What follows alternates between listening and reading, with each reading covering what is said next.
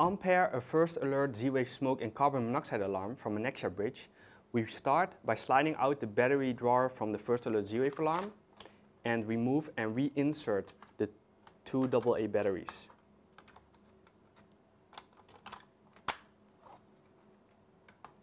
We push the Unpair button on the Nexia bridge. The Nexia bridge's Z-wave light will now blink a slow orange, indicating that it is ready to unpair with a product. We press and hold the action button on the first alert Z-wave alarm while we close the battery drawer. We may now release the action button. The Nexia bridge's Z-wave light will now blink a fast orange, indicating that the unpairing process is taking place.